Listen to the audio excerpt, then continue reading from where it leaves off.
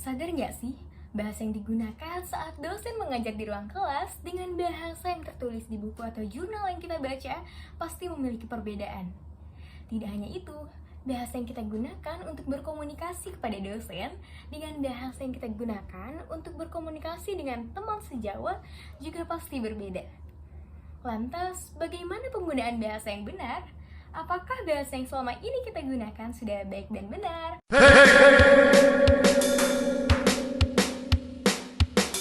Halo, saya Tiana De Asada dengan NIM 23100260032, program studi kedokteran gigi Fakultas Kedokteran Universitas Mulla Warman. Sebagai alat komunikasi, bahasa memiliki banyak sekali ragam. Dilihat dari fungsi pemakainya, bahasa Indonesia memiliki berbagai macam ragam. Oleh karena itu, masyarakat pengguna bahasa harus mampu memilih ragam bahasa yang sesuai dengan keperluan juga situasinya. Pada video ini, saya akan membahas ragam bahasa yang dibedakan berdasarkan media yang digunakan serta situasi penggunaannya. Tidak hanya itu, di video ini juga saya akan membahas tentang laras bahasa. Dalam Kamus Besar Bahasa Indonesia, ragam bahasa diartikan sebagai variasi menurut pemakaiannya, topik yang dibicarakan, hubungan pembicara dan teman bicara, serta medium pembicaraannya. Jadi, ragam bahasa membahas mengenai variasi atau macam menurut pemakaiannya. Ditinjau dari sarana atau media yang digunakan untuk menghasilkan bahasa, ragam terdiri dari ragam lisan dan juga ragam tulis. Ragam lisan merupakan bahasa yang dilafalkan atau dituturkan langsung oleh penutur kepada pendengar atau lawan tuturnya. Penggunaan intonasi dalam ragam lisan berpengaruh terhadap pemaknaannya. Misalnya nih, kita ambil satu contoh kalimat. Yang pertama, Andi naik motor baru di hutan. Yang kedua, Andi naik motor baru di hutan. Yang ketiga, Andi naik motor baru di hutan. Berdasarkan contoh tersebut, kita dapat ketahui bahwa ternyata tinggi rendahnya dan panjang pendeknya suara memiliki pengaruh dalam memahami pemaknaannya. Ragam tulis adalah bahasa yang dihasilkan dengan memanfaatkan penempatan huruf dan juga tulisan sebagai unsur dasarnya. Dalam ragam tulis tidak mengharuskan adanya lawan tutur, berbeda dengan ragam lisan yang terkadang memerlukan lawan tutur. Penggunaan fungsi gramatikal dalam ragam tulis harus lebih jelas karena ragam tulis tidak mengharuskan orang kedua berada di depan pembicara. Sehingga fungsi gramatikal ini sangat penting agar tidak ada kesalahpahaman dalam pemaknaan.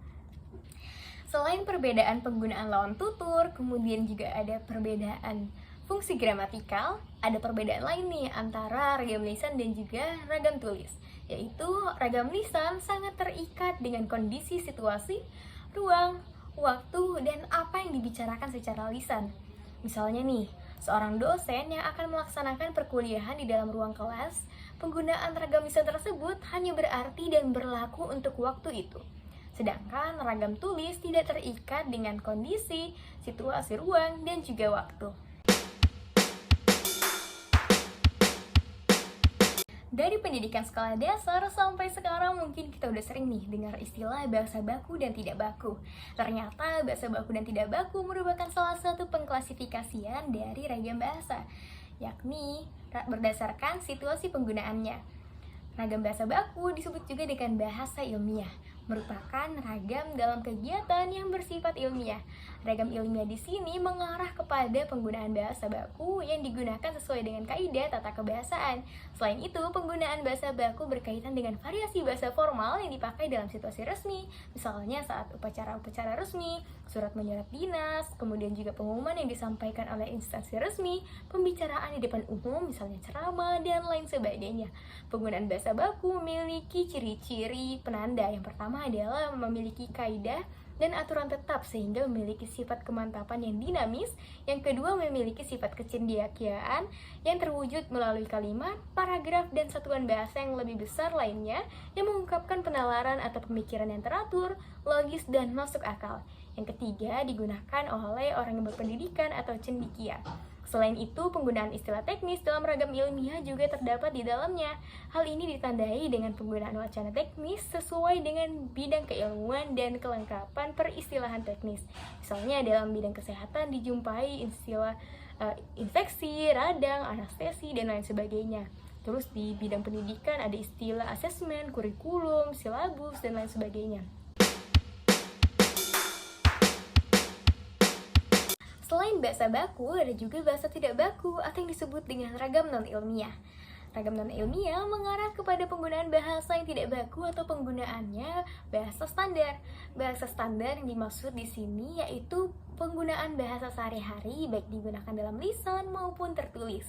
Terkait dengan ragam lisan, artinya situasi, suasana, dan waktu berada dalam ranah yang tidak formal. Tentunya berbeda dengan ragam ilmiah yang situasinya berada dalam ranah formal.